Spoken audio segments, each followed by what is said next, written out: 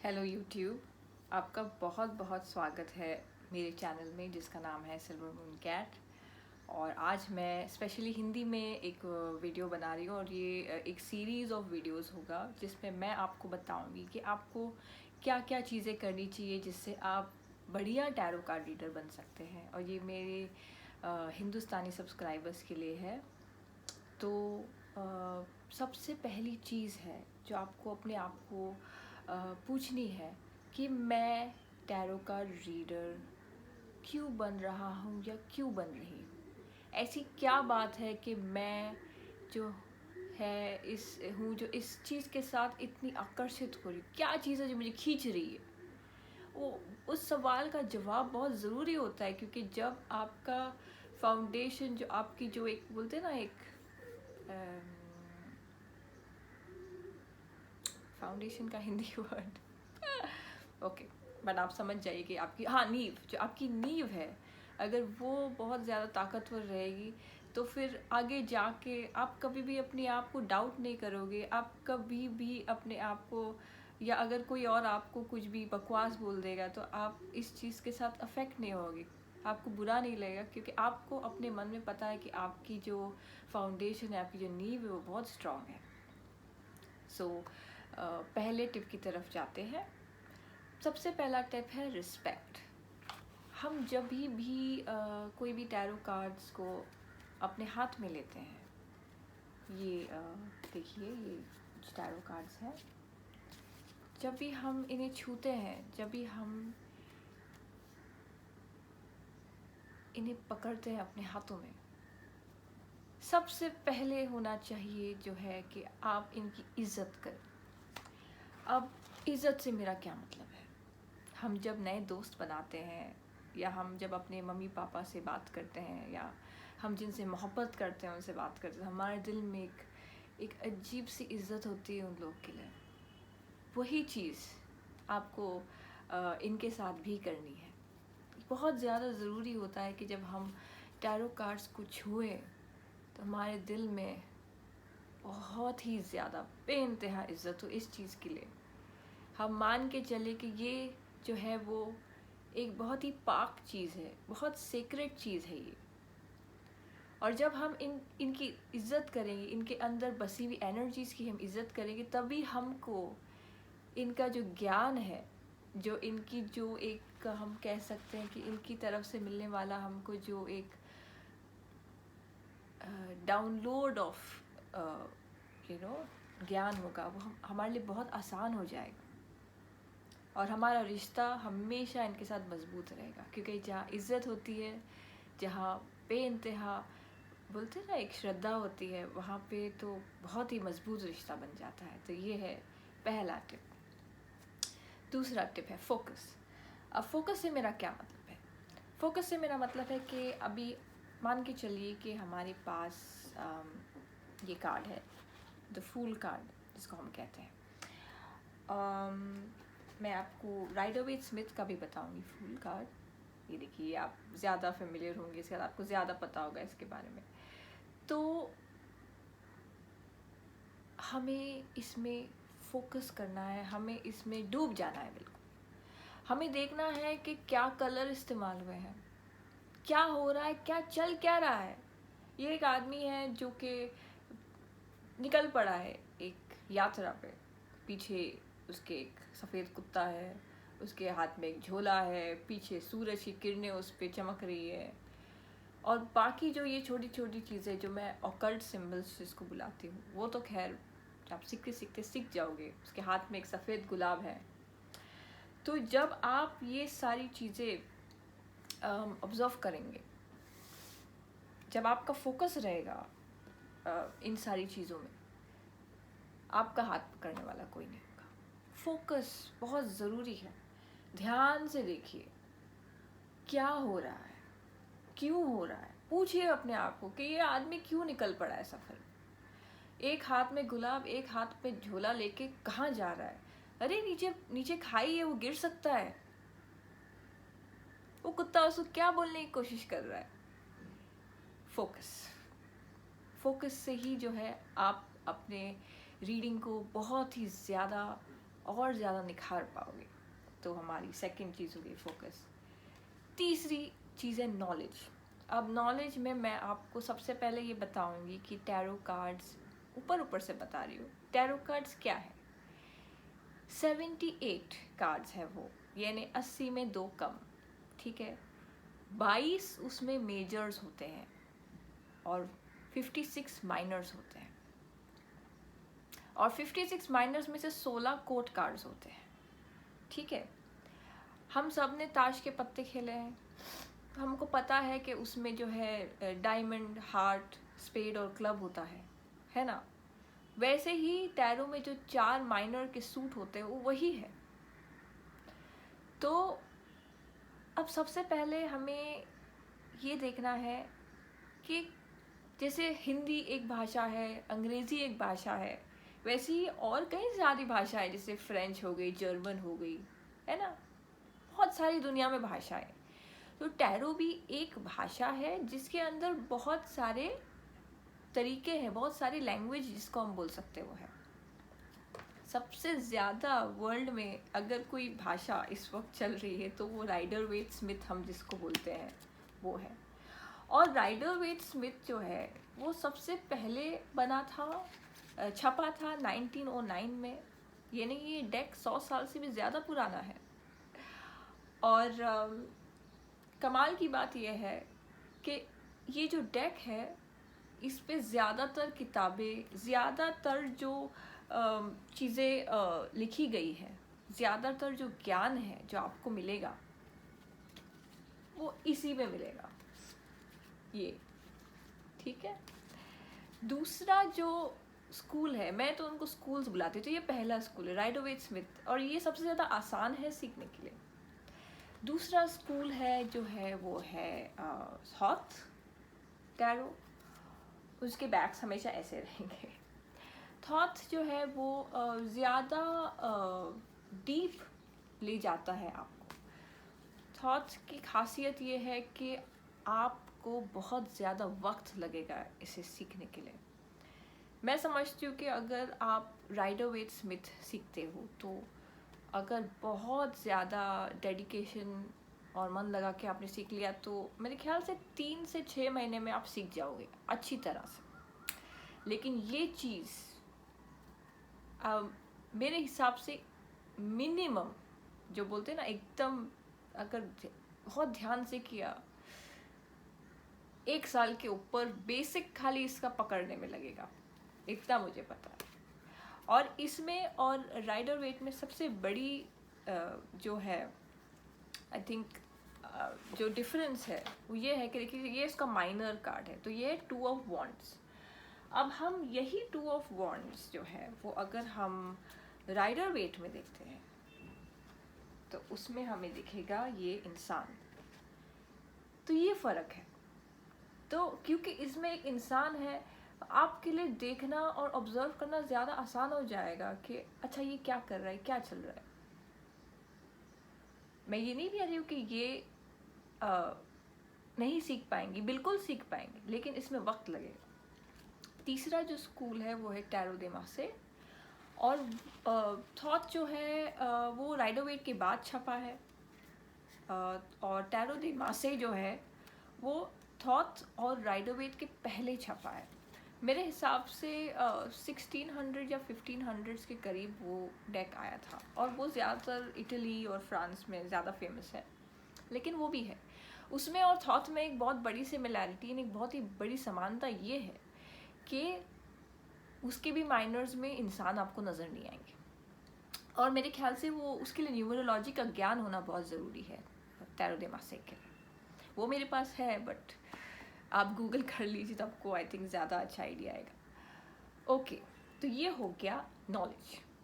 Knowledge में मैं आपको एक और पॉइंट बताऊंगी कि आप अपने कीमती पैसे बर्बाद ना करें। अगर कोई आपसे कह रहा है कि मैं जी आपको 1 दिन में टैरो सिखा दूंगा या सिखा दूंगी, बस आप मुझे 20,000 दे दो, बकवास है। अगर कोई आपसे ये कह रहा है कि आप मुझे इतनी बड़ी अमाउंट दीजिए और मैं आपको टैरो सिखाऊंगा, नहीं। टैरो सीखने के लिए इंटरनेट पे फ्री रिसोर्सेस का भंडार पड़ा है, चाहे वो फ्री किताबें हो डाउनलोड के लिए, चाहे वो हमारे जैसे यूट्यूब चैनल्स हो, चाहे वो ब्लॉग्स हो, आपको बस टैरो डेक सीखने के लिए एक टैरो डेक का होना बहुत ज़रूरी है। और अगर आप बिगिनर हैं तो मैं आप सजेस्ट करूँगी कि आप यूनिवर्सल वेट टैरो खरीदिए, क्योंकि राइडर वेट की जो सिम्बॉलिज्म है वो सबसे बेस्ट उसी में है।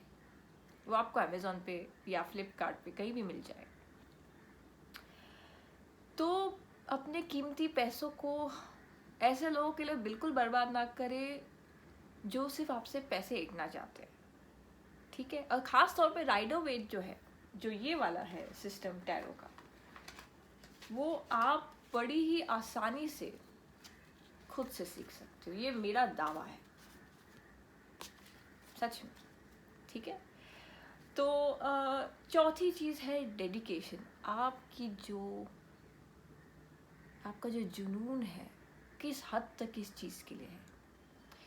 देखिए, जब हम किसी भी नए रिश्ते को शुरू करते हैं तो हम उसे बहुत ज़्यादा वक्त देते हैं, हम उस चीज़ को समझने की कोशिश करते हैं। कभी कभी कुछ भी हमारे समझ में नहीं आता पर हम फिर भी लगे रहते हैं, राइट।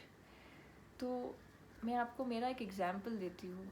जब मैंने टैरो की शुरुआत की थी तब मैं रोज़ एक कार्ड उठाती थी, उसको मैं कहती हूँ पुल अ कार्ड, और फिर दिन भर में जो भी होता था मेरे साथ या जो भी मेरे आसपास होता था वो मैं अपने दिमाग में स्टोर कर लेती थी। और रात को सोने से पहले मैं सोचती थी कि क्या वो जो चीज़ मैंने दिन भर में देखी, क्या वो चीज़ हुई, क्या क्या मुझे याद दिलाता था। जब जब कोई चीज़ होती थी तो मुझे क्या उस कार्ड के बारे में याद आता था। वो कोई रंग हो सकता है, कोई खुशबू हो सकती है, कोई बदबू हो सकती है, कोई इंसान हो सकता है, कोई जानवर हो सकता है, कोई वक्त हो सकता है। तो मान लीजिए मेरे पास आ गया ये एस ऑफ वॉन्ड्स।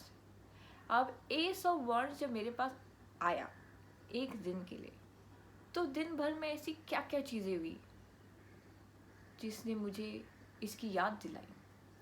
तो वो है आपका डेडिकेशन कि आप किस हद तक अपने आप को इस चीज़ में डुबा रहे हो। डूब जाओ।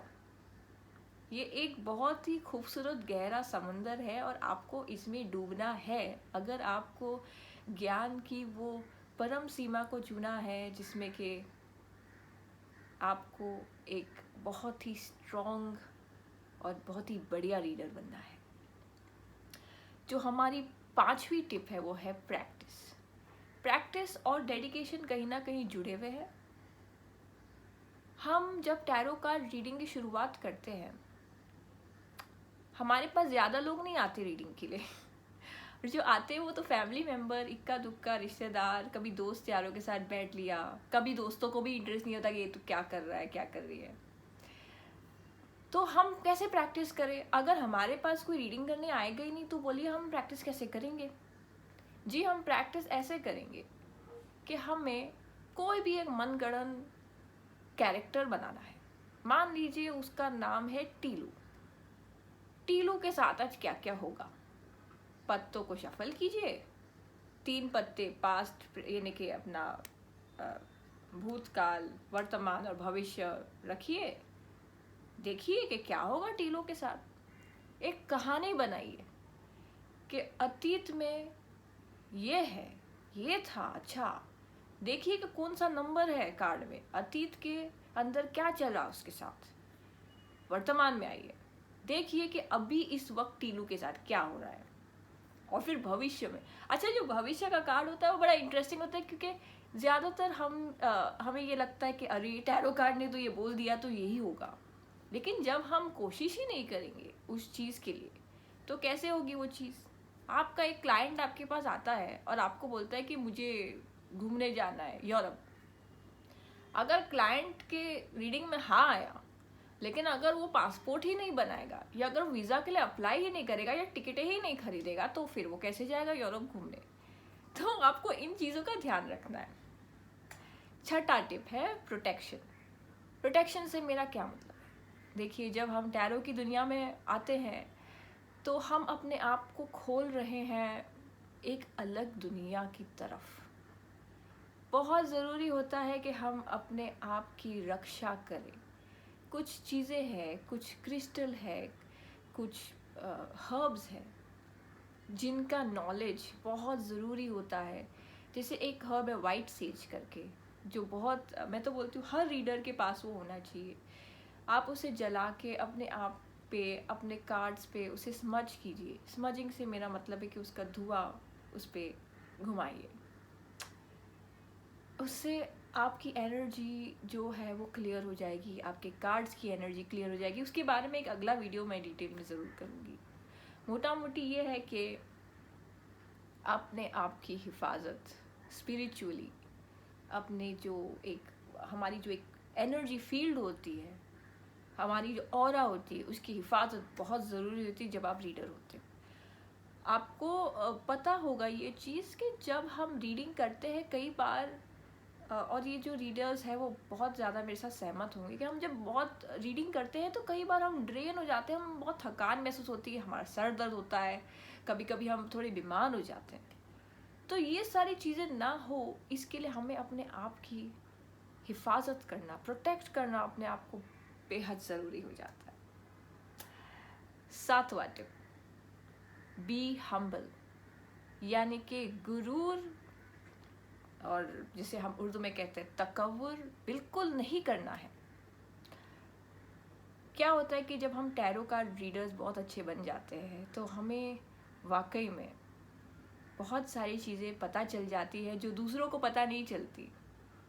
रीडिंग के ज़रिए कभी हम, मान लीजिए किसी ने आपको जॉब के बारे में पूछ लिया, लेकिन उसी रीडिंग के अंदर आपको ये पता चलेगा कि उसका दिल टूटा हुआ है, उसने आपको नहीं बताया, लेकिन कुछ कार्ड्स ऐसे आएंगे या आप उनकी एनर्जी ऐसे पढ़ोगे कि आपको पता चल जाएगा कि अरे इसका तो दिल टूट गया है। तो जब आप वो चीज़ उनको बोलोगे तो बोलेंगे अरे आपको कैसे पता चला, अरे आप तो महान हैं। या अगर आपकी रीडिंग सच्ची हो जाती है, मान लीजिए कि आपने एक फलाने टीलू के लिए रीडिंग कर ली, टीलू की शादी 2 महीने में हो जाएगी, ठीक है, और वाकई में टीलू की शादी 2 महीने में होती है, तो टीलू आपके पास आके बोलेगा अरे सर मैडम क्या बात है, मतलब आप तो महान हो, आपने मतलब आपने जो बोला वैसे हुआ। उस वक्त बहुत आसान होगा गुरूर का आना हमारे अंदर के, yes I am the best, मेरे से अच्छा तो कोई नहीं है, मेरे को तो ये सारी चीज़ें पता है। हम भूल जाते हैं कि हमारे अंदर कुछ ऐसी दिव्य शक्तियाँ नहीं हैं। टैरो के ज़रिए हम अपने आप को खोल रहे हैं ताकि जो ऊपर वाला है ना, जो हमारे सबके ऊपर बैठा हुआ है, वो हमें नॉलेज का डाउनलोड दे। और अगर वो कनेक्शन आपका सही नहीं है तो फिर नॉलेज आपको मिलेगी नहीं, और वो कनेक्शन सही नहीं होगा अगर आपके अंदर गुरूर आएगा। तो प्लीज़ बी हम्बल। अगर आपकी कोई भर भर की तारीफ़ें भी कर रहा है, जो कि मैं चाहती हूँ कि लोग आपकी तारीफ़ें करें, तो बोलिए जी थैंक यू वेरी मच, मैं तो सिर्फ एक स्टूडेंट हूँ। और वाकई में हम टैरो के लाइफ लॉन्ग स्टूडेंट हैं। आप किसी टैरो कार्ड रीडर को जो 25-30 साल से भी टैरो कर रहा है उसको भी पूछिए, उसको भी रोज़ नई नई चीज़ें सीखने को मिलती है, ठीक है। तो जो 8वां है मेरा पॉइंट, टिप, वो है ऑब्जर्व, ध्यान से देखिए। अब ध्यान से देखने से मेरा मतलब क्या है, कार्ड्स तो हम ध्यान से देखते ही हैं, लेकिन हमें इंसानों को ध्यान से देखना है। हमें देखना है कि आपके पास जो रीडिंग के लिए आया है वो इंसान कैसा है। देखिए जब मान लीजिए बाज़ार में गए सब्जियां खरीदने, वहाँ से आप ये छोटे छोटे एक्सरसाइज शुरू कीजिए कि आप देखिए कि ये जो लेडी है वो कौन सी सब्ज़ी खरीद रही है, क्या कपड़े पहने, सब्ज़ी वाला उससे कैसे बात कर रहा है। ये तो मैं एक छोटा सा एग्जाम्पल दे रही हूँ। उस दिन आपको कौन से कलर हर जगह नज़र आ रहे हैं, उस दिन आपको कौन से नंबर हर जगह नज़र आ रहे हैं। हम जब ध्यान से लोगों को देखते हैं, और ख़ास तौर पे जब आपके पास एक क्लाइंट आए रीडिंग के लिए और आप उस क्लाइंट को देखोगे, आपको उसके बारे में कुछ चीज़ें पता चलेगी। क्योंकि तब जब हम किसी पे अपना ध्यान लगाते हैं ना, वहाँ अपनी सांसों पे एकदम कंट्रोल करके ब्रीथ करते हैं, हमको उसके बारे में ऑटोमेटिकली चीज़ें पता चल जाती है। तो आपका ऑब्जर्विंग पावर, आपकी जो महसूस करने की, आपकी जो ध्यान देने की जो एक हैबिट है, उससे आपका रीडिंग और भी ज़्यादा बेहतर हो जाएगा। इस बात का ध्यान रखिए, ठीक है। अच्छा, जो हमारी 9वीं टिप है वो है लिसन, सुनिए। अब सुनने से मेरा क्या मतलब है? हम सबके अंदर एक इंट्यूशन पावर होती है, हम सबके अंदर एक अंदर की एक आवाज़ होती है जो हमें बताती है कि क्या करना चाहिए, क्या नहीं करना चाहिए, कैसे करना चाहिए, कब करना चाहिए। तो जब हम टैरो कार्ड रीडर्स जो है वो हमारा जो शुरू करते हैं, हमारी जो एक जर्नी है, जो हमारी यात्रा है, तब हमें हमारे इंट्यूशन से हमारी जो एक रिलेशनशिप है, हमारी जो एक यारी है वो बढ़ जाती है और हमें एहसास होता है कि हमारे पास ये चीज़ पहले से थी लेकिन अब ये और ज़्यादा विशाल तरीके से एकदम खुल रही है। और यकीन मानिए मेरा, ये हमारे पास इतनी सारी टेक्नोलॉजी है और फलाना है और ढिमकाना है, सब कुछ है आज की दुनिया में, लेकिन अगर आपका इंट्यूशन स्ट्रांग नहीं है ना, तो फिर कुछ गड़बड़ है। तो इंट्यूशन पे, अपने दिल की बात को सुनिए। और दूसरी चीज़ जो आपको सुनना है और बहुत ध्यान से सुनना है, आपके पास जो रीडिंग करने आते हैं, आपको उनकी बात सुननी है। अगर उनकी बातों को आप काट के अपनी ही शुरू हो जाओगे कहानी बताना, तो ये ऐसा नहीं चलेगा, क्योंकि वो इंसान आपको पैसे दे रहा है आपके टैरो रीडिंग की वजह से, तो वो आपकी विद्या की इज्जत करके आपको पैसे दे रहा है, तो आपको उसके भी वक्त की और उसके भी जज्बातों की इज्जत करनी चाहिए। हाँ, लेकिन यहाँ मैं ज़रूर कहूँगी कुछ ऐसे क्लाइंट भी होते हैं जो शुरू होते हैं और ख़त्म ही नहीं होते, तो तब आपको थोड़ा सा ये आपको वक्त के साथ और एक्सपीरियंस के साथ आपको आ जाएगा कि कब आपको अब बोलना है कि भाई देखिए आपकी आधे घंटे की रीडिंग है, अगर आप इसी टॉपिक पे बोलोगे तो फिर कैसे चलेगा। तो ये है लिसन। और जो मेरा 10वां और आखिरी टिप है वो है नियत, सेट योर इंटेंशन। अब इंटेंशन से मेरा क्या मतलब है? इंटेंशन से मेरा मतलब ये है कि अगर हम टैरो डेक को अपने हाथ में पकड़ते हैं, हमें जो है, हमारा जो दिल है, हमारी जो रूह है, इस चीज़ के लिए प्योर थॉट्स होने चाहिए, बिल्कुल भी एक पाक नियत होनी चाहिए। इस चीज़ को पैसे कमाने के लिए कभी अपने हाथ में ना पकड़ें। पैसे लीजिए, बिल्कुल लीजिए और ठोक बजा के लीजिए, क्योंकि ये आपका काम होने वाला है आगे जाके, अगर आप इस चीज़ को एज अ प्रोफेशन लेते हो। लेकिन आपकी नीयत क्या होनी चाहिए कि मैं जब इस डेक को, मैं जब टैरो को छूता हूँ या छूती हूँ,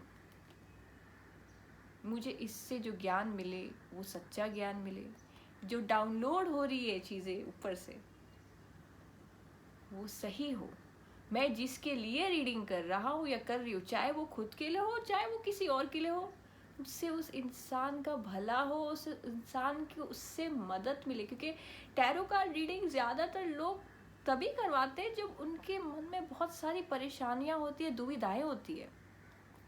और जब हम रीडर्स जो है, जब हमारी नीयत सिर्फ यही होती है कि भैया हमको तो बस पैसे कमाने, नहीं, हमारी इंटेंशन होनी चाहिए कि हम दूसरों में प्यार बांटें, हम दूसरों की मदद करें। हम दूसरों की मदद करेंगे तभी हम बहुत कुछ सीख पाएंगे। और आप यकीन कीजिए मेरा, ये इतनी खूबसूरत विद्या है, आपको खुद ब खुद पता चल जाएगा कि आपके अंदर इतना ज़्यादा प्यार भरा होता है इंसानों के लिए भी, और ये जो प्यारी प्यारी जो कार्ड्स है उनके लिए भी। तो मतलब ये एक चीज़ है जो हम वक्त के साथ सीखते हैं, लेकिन नियत, जैसे मैंने स्टार्टिंग में भी कहा था, बहुत ज़रूरी है। आपकी नियत सही हुई ना, तो आपकी रीडिंग एकदम बढ़िया हो जाएगी। और आखिरी चीज़ जो मैं कहना चाहती हूँ वीडियो ख़त्म होने से पहले, देखिए टैरो एक बहुत ही बेहद ही नायाब चीज़ है। और टैरो की सबसे ज़्यादा खूबसूरत चीज़ यही है कि वो आपको खुद से मिलाती है। आप अगर कहीं खो गए हैं रास्ते में, आप खुद से ज़रूर मिलेंगे जब आप एक टैरो डेक को अपने हाथ में लेंगे। क्योंकि ये जो फूल है ना, ये फूल जो है वो, मैं आपको बता दूं कि ये पूरे टैरो का निचोड़ है, अमृत जिसको हम कह सकते हैं। तो ये है मेरे टॉप 10 टिप्स बिगिनर्स के लिए, ख़ास मेरे हिंदुस्तानी सब्सक्राइबर्स या जो व्यूअर्स हैं उनके लिए। तो आप टैरो डेक ज़रूर ख़रीदिए और ज़रूर अपने आप को एक बेहतरीन टैरो कार्ड रीडर बनाइए। और मुझे उम्मीद है कि आपको इस वीडियो से बहुत कुछ सीखने को मिलेगा। मिलते हैं अगले वीडियो में। बहुत बहुत शुक्रिया देखने के लिए।